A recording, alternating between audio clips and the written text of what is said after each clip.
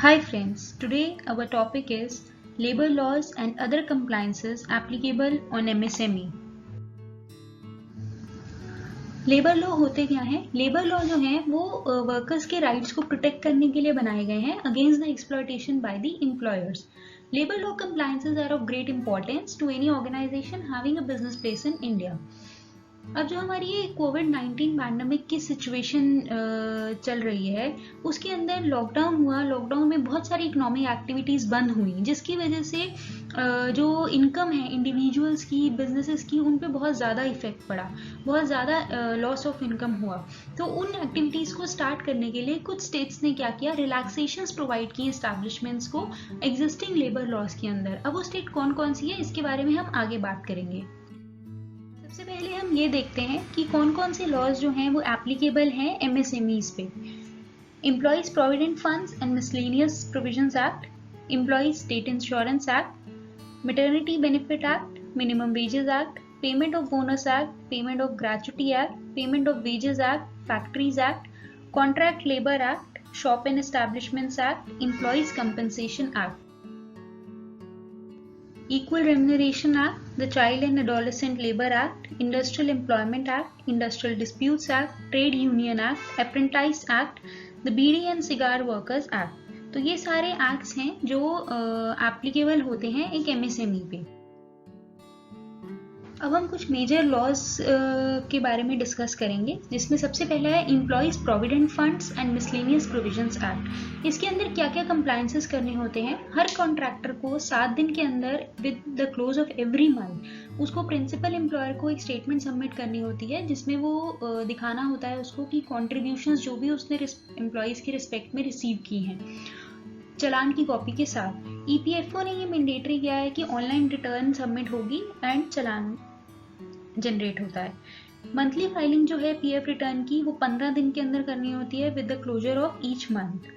Submit a copy of ECR and online challan with bill. Employer को जो है वो नील रिटर्न्स फाइल करनी चाहिए अगर उसके पास कोई न्यू एम्प्लॉय नहीं आया है या फिर कोई एम्प्लॉय ऐसा है जो कि लास्ट मंथ ही सर्विस जिसने छोड़ दी है, तो उस केस में एम्प्लॉयर को जो है नील रिटर्न्स फाइल करनी चाहिए.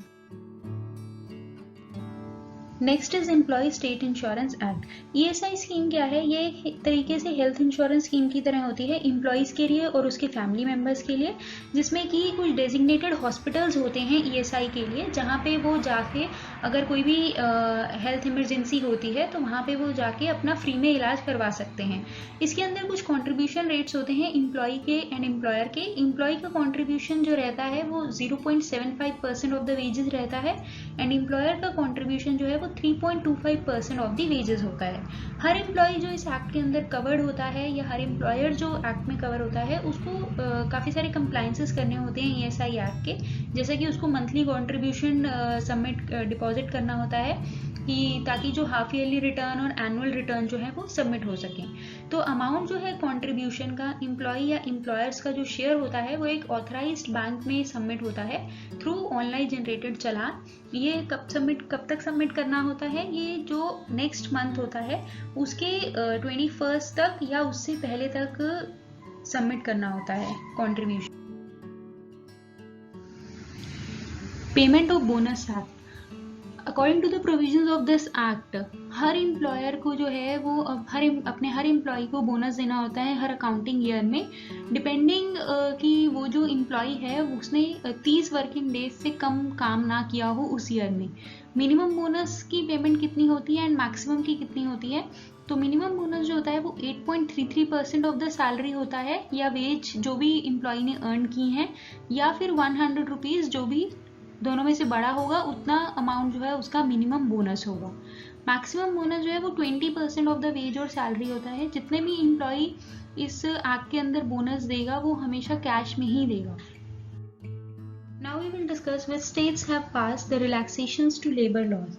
इसमें सबसे पहले हम बात करेंगे मध्य प्रदेश की, जिसने कि 6 मई 2020 को मध्य प्रदेश गवर्नमेंट ने Madhya Pradesh labour laws ordinance 2020 पास किया, जिसमें कि 2 लॉज अमेंड हुए, Madhya Pradesh industrial employment act 1961 and Madhya Pradesh श्रम कल्याण निधि अधिनियम 1982.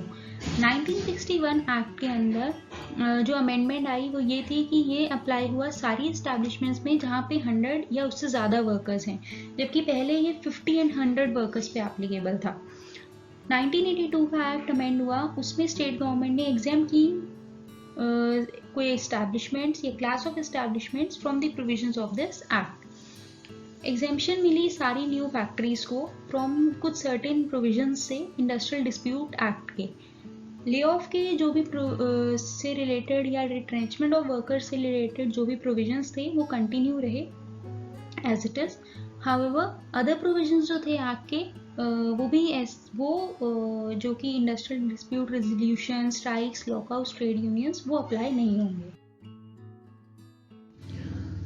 Next state is Uttar Pradesh. Uttar Pradesh government ने एक ऑर्डिनेंस पास किया जिसमें उसने एग्जेम्प्ट किया सारी फैक्ट्रीज को, सारी एस्टैब्लिशमेंट्स को, एम्प्लॉयर्स को कि उन पे जो है 35 एग्जिस्टिंग लेबर लॉज जो हैं वो अप्लाई नहीं होंगे for the period of next 3 years subject to fulfilment of certain conditions. अब वो कंडीशंस क्या हैं? Number 1 wages. वो सारी एस्टैब्लिशमेंट्स जहाँ पे 1000 से कम वर्कर हैं उनको वेजेस दिए जाएंगे जब उनका वेज पीरियड खत्म होता है, लास्ट डे जब होता है उनका वेज पीरियड का, उसके 7 दिन के अंदर अंदर उनको पेमेंट कर दी जाएगी और वेजेस जो हैं उनके वो उनके बैंक अकाउंट्स में डाले जाएंगे। Second is health and safety. Health and safety जो है, जो कि building and other construction workers act में उससे रिलेटेड जितने भी प्रोविजंस हैं वो फॉलो होंगे, वो सबको, वो सारी एस्टैब्लिशमेंट्स को पे अप्लाई होते हैं। Third is work hours. Workers जो हैं वो 11 घंटे से ज्यादा काम नहीं कर सकते। Fourth is compensation. किसी भी डेथ या डिसेबिलिटी के केस में वर्कर्स जो है उनको कंपेंसेशन मिलेगी as per the employees compensation act. Bonded labour. Bonded labour system act जो था वो कंटिन्यू रहा, उसको इन्होंने रिमूव नहीं किया, वो अप्लाई होता है एस्टैब्लिशमेंट्स पे। Women and children. जितने भी प्रोविजंस हैं लेबर लॉज के जो भी वुमेन या चिल्ड्रन से रिलेटेड हैं वो भी एज इट इज अप्लाई होंगे।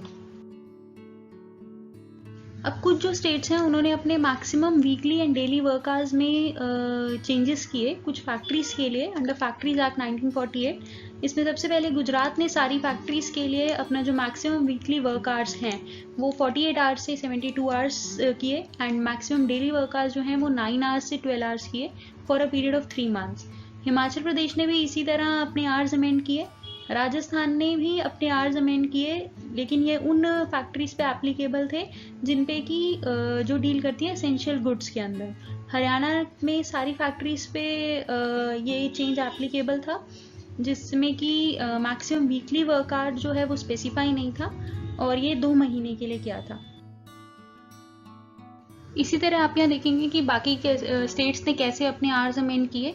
जो स्टेट गवर्नमेंट्स थी उन्होंने ये नोट किया कि जो वर्क आवर्स अगर वो बढ़ाती हैं तो इससे क्या होगा, जो शॉर्टेज ऑफ वर्कर्स हुआ है लॉकडाउन की वजह से वो उसके अंदर उनको हेल्प हो सकेगी। एंड लॉन्गर शिफ्ट जो उन्होंने बढ़ाई है, जो टाइम लिमिट बनाया, इससे क्या होगा कि जो सोशल डिस्टेंसिंग है वो भी मेंटेन अच्छे से हो पाएगी। तो आज की इस वीडियो से आपको ये तो पता लग गया कि क्या क्या मेजर कंप्लाइंसेस हैं जो एक एमएसएमई पे एप्लीकेबल होते हैं लेबर लॉज के अंदर। लेबर लॉ बहुत वास्ट होते हैं एंड इनका अगर हम नॉन कंप्लाइंस करते हैं तो इनके एडवर्स कॉन्सिक्वेंसेस होते हैं। तो हमें इनके बारे में पूरा अच्छे से पता रहना चाहिए कि कौन कौन से कंप्लाइंसेस किस किस एस्टैब्लिशमेंट्स पे एप्लीकेबल होते हैं। So friends, if you have any query on labor law, you can write us in the comment section.